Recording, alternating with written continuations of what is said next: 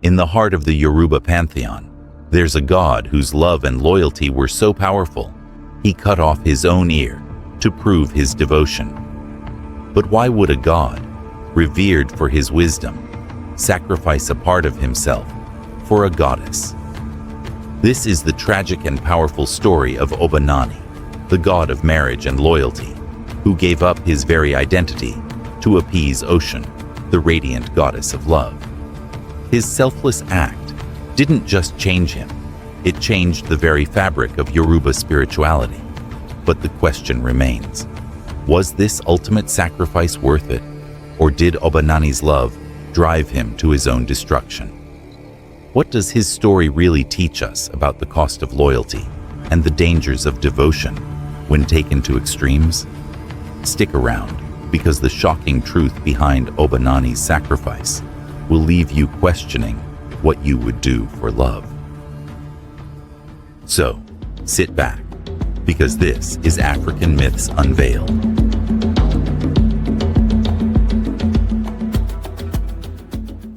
Before we dive deeper into the story, I have a quick question for you. I know that many of you are tuning in from different parts of the world, all united by a love for African mythology. So, I'd love to reconnect. Drop a comment below and let me know where you're watching from. I'll be in the comment section engaging with you. And if you're enjoying the content, a like and subscription would mean the world to me. All right, let's get back to the story. Obba Nani, revered as the god of marriage and unwavering loyalty, was a god of quiet power. Unlike the thunderous Shango or the wise Orunmila, Obba Nani's strength came not from command or might, but from his steadfast devotion to the bond of marriage. He had dedicated his life to the sanctity of vows and the sacredness of love. His heart, bound with deep affection, was devoted entirely to Oshun, the radiant goddess of love, beauty, and fertility. But to love Oshun was to love a goddess who was never truly alone. Other gods drawn to her beauty desired her presence, and none more so than Shango. Shango, the fiery god of thunder and storm, had long admired Oshun, captivated by her grace and fiery spirit. His advances were bold and unabashed, seeking to pull Oshun's heart into his storm. Oshun, in turn, was torn. She loved Obba Nani with the purity of a calm river, but the electric pulse of Shango's passion resonated with a different part of her heart. For Obba Nani, the pain of seeing Oshun torn between two worlds was unbearable. He watched as Oshun, whose golden waters once flowed peacefully, began to change.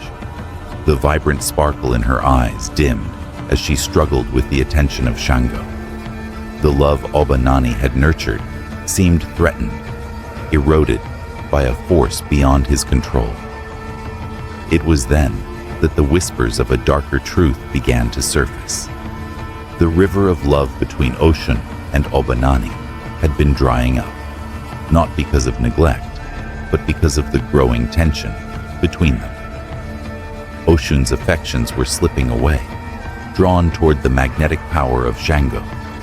Obba Nani could feel her slipping from his grasp, and with it, the very foundation of his existence, the devotion he had spent eons building. In a moment of pure desperation, Obba Nani sought the counsel of the great Orunmila, the Orisha of wisdom and knowledge. As Obba Nani entered the sacred grove where Orunmila meditated, he felt his heart heavy with dread. Orunmila, Obba Nani began, his voice shaking. I have loved Oshun for centuries. I have given her my loyalty, my devotion, my heart. But now I fear I am losing her to Shango. What do I do? What must I sacrifice to win her back? Orunmila opened his eyes, his ancient gaze piercing through Obba Nani's soul. The path of love is fraught with trials, Orunmila intoned. Loyalty, while noble, can lead to suffering when it is not reciprocated. Yet true devotion does not ask for rewards. You must decide what you are willing to lose for love. If your heart calls you to prove your loyalty, then be prepared to give up what you hold most dear." The words hung in the air like a dark omen. Obba Nani knew the cost of loyalty was steep, but he was not prepared for the sacrifice he would soon make. The following day, in the sacred waters where Oshun bathed, Obba Nani found her, her golden form shimmering under the sun. The sadness in her eyes was unmistakable. She too felt the pull of Shango's fiery advances. The rivers had not been as vibrant as they once were, and the golden light in Oshun's eyes seemed clouded. "Oshun," Obba Nani said softly, stepping closer to her. "I cannot stand to see you torn between two worlds. I would give anything to restore our love, to show you that my heart remains true, no matter the cost." Oshun's eyes filled with sorrow as she gazed at him. "Obba Nani, you have always been loyal, but love is not always a simple choice. Shango's fire calls to me in ways I cannot ignore. I do not wish to hurt you, but I cannot deny what stirs in my soul." Obba Nani's heart broke, but in that moment of agony, he understood. If she could not choose between them, then he would take it upon himself to prove his love, beyond any question, beyond any doubt. Without another word, he raised his hand, and with a single swift motion, cut off his own ear, offering it to her as a symbol of his sacrifice. "Let this be my gift to you," he whispered. "My ear, my hearing, my ability to listen to you and your heart. Take it, Oshun, as a reminder that I will never turn away from you, no matter the cost." Oshun stood speechless as Obba Nani fell to his knees. Blood flowed from the wound, but it was not the physical pain that tortured him. It was the weight of what he had given. He had given up a part of himself, a symbol of his wisdom, his ability to hear the world. Oshun, tears brimming in her eyes, looked at the severed ear, then at Obba Nani's unwavering devotion. She felt a shift within her, a stirring of emotions too deep to ignore. "Obba Nani," she whispered, "this is a sacrifice beyond any I have known. I will not forget what you have done. But know this, love cannot be forced. You have shown your loyalty, but the path of my heart is mine to follow." Obba Nani, in his agony and devotion, only nodded, knowing that no matter the outcome, his love for Oshun would never falter. The waters of the river began to flow again, not with joy, but with the bittersweet understanding that love, even in its most painful form, had the power to change everything. Days passed, but the weight of Obba Nani's sacrifice never left him. The pain in his heart remained, a constant reminder of what he had given up. The gods, powerful as they were, did not merely witness his sacrifice. They felt its reverberations. Each deity, from the mighty Shango to the gentle Orunmila, knew that Obba Nani had crossed a threshold, one that could never be undone. For Oshun, the sacrifice struck deep within her soul. She could not deny the depth of Obba Nani's love, yet her heart still wrestled with the presence of Shango. She walked the delicate line between two worlds, unsure of where her heart truly lay. She visited the riverbank each day, where she once had spent joyous hours with Obba Nani, the waters now swirling with a melancholy current. And then, one fateful evening, she saw him. Obba Nani stood by the water, his golden skin reflecting the dying light of the sun. The loss of his ear was now a permanent mark upon him, a sign of his devotion and sacrifice. His body seemed smaller, more fragile, as if the weight of his decision had drained him of something vital. Yet there was no regret in his eyes, only love. "Oshun," he said, his voice hoarse but steady, "I have given you my ear, my loyalty, my heart. What more could you want from me?" Oshun's heart clenched.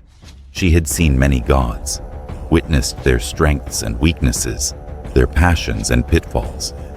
But Obba Nani's devotion was unlike anything she had encountered before. It was raw, pure, and unyielding. She had never felt such an ache in her own heart. "I did not ask for this sacrifice, Obba Nani," she replied softly. "Your love was never in question. But now, I do not know what to do with what you have given me. Love is not simple. You have given up your ear, but I fear you have lost more than just that." Obba Nani stood tall, despite the pain. "I have given what was asked of me, and if this is the price of loyalty, then I will pay it. If I must remain by your side, even as a shadow of the god I once was, I will do it. I will never leave you." In that moment, Oshun understood. It wasn't about the ear. It wasn't about the sacrifice.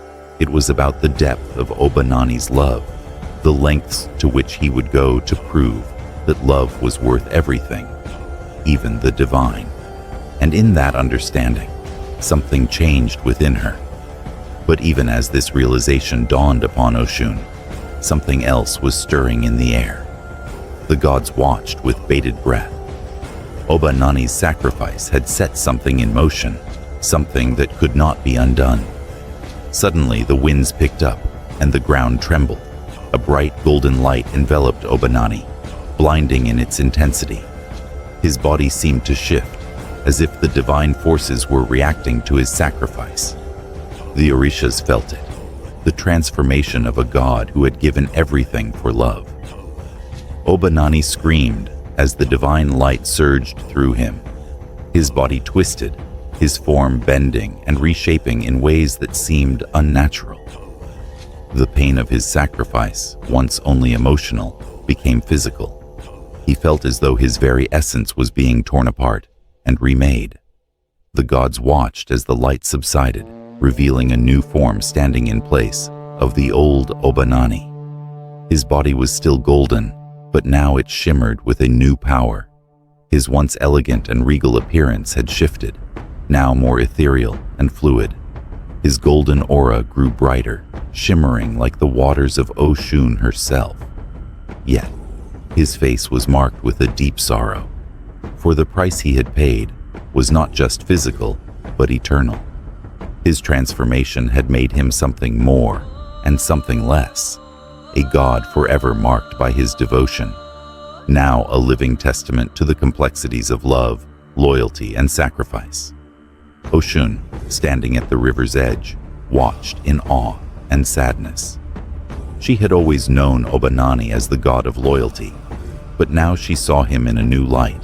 His sacrifice had bound him to her in ways she could never have anticipated. And yet, she could not deny that the transformation had changed him. Was it for the better? Or had he become something unrecognizable in his attempt to prove his love? As the divine light faded, Obba Nani stood before Oshun, now forever altered. His voice was quiet, but resolute. "I am no longer the god I once was. I have sacrificed a part of myself for you, Oshun. But know this, my loyalty remains. I am yours, as I always was. My devotion is eternal." Oshun, still lost in the overwhelming nature of what she had just witnessed, could only nod. She understood that Obba Nani's transformation was the result of his sacrifice, but she was unsure of what it meant for their future. The waters of the river swirled, echoing her inner turmoil. Could she, too, give her heart so fully? Was it possible to love with such depth? The gods above looked on, aware that this moment would become a legend. Obba Nani's sacrifice had created ripples that would echo through the heavens, marking a moment in divine history that would never be forgotten.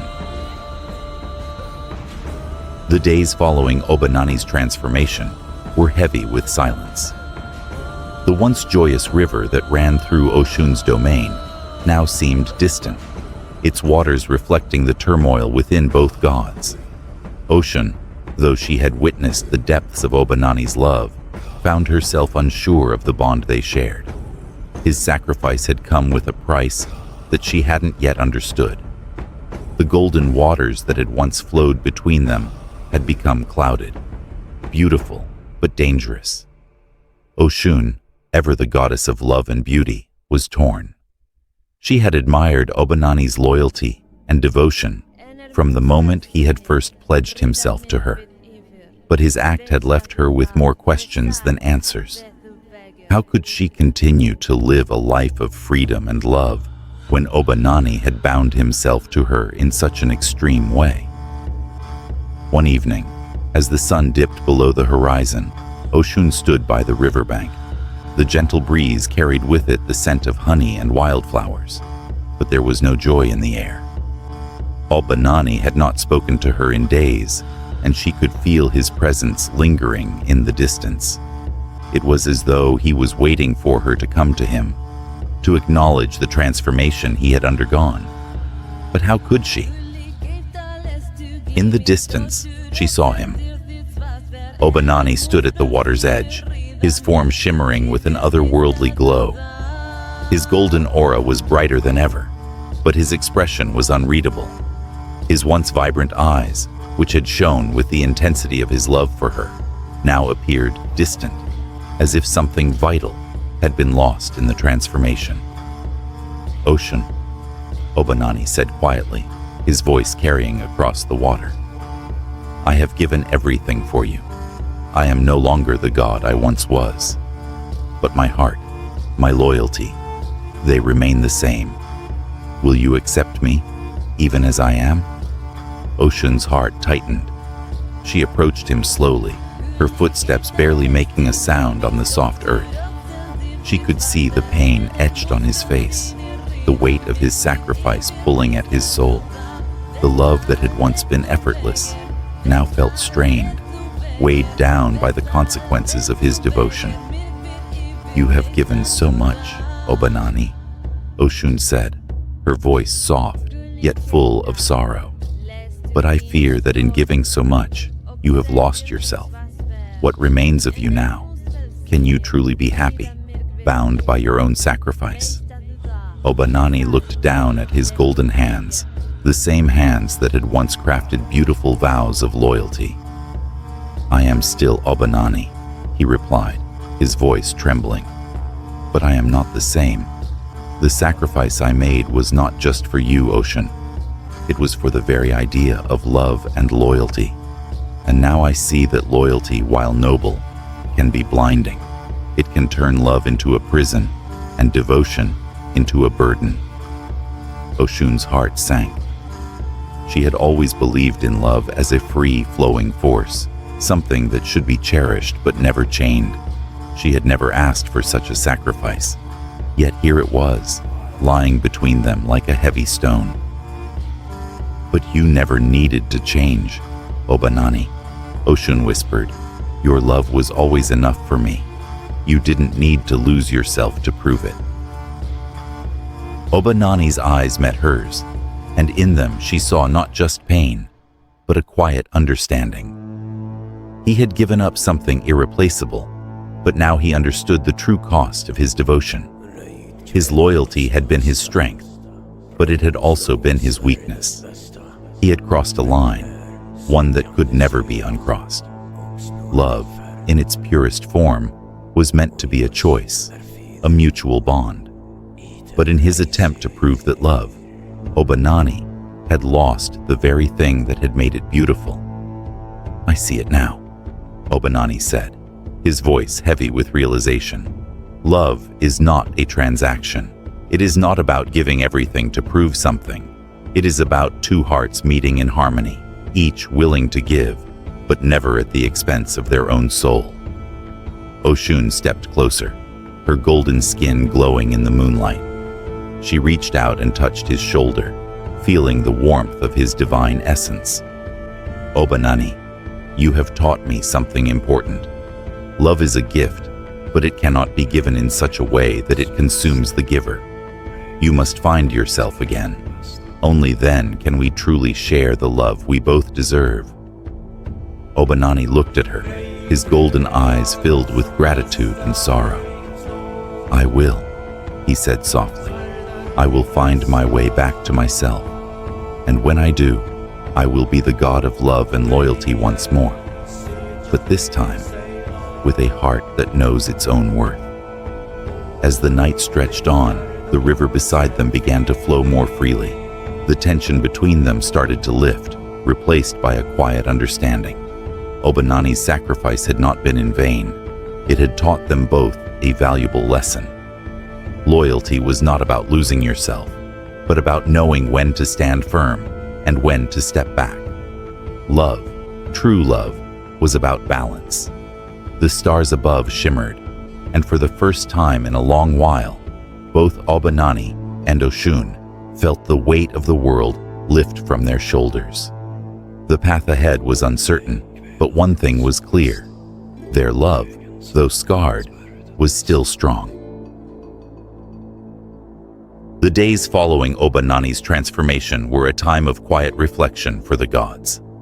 The universe seemed to pause, as if holding its breath in the wake of such a profound sacrifice. In the heavens, the Orishas gathered, each reflecting on what they had witnessed. Obba Nani's devotion had shaken even the most powerful of them. Shango, the god of thunder, sat in his great hall, his brow furrowed as he pondered the story.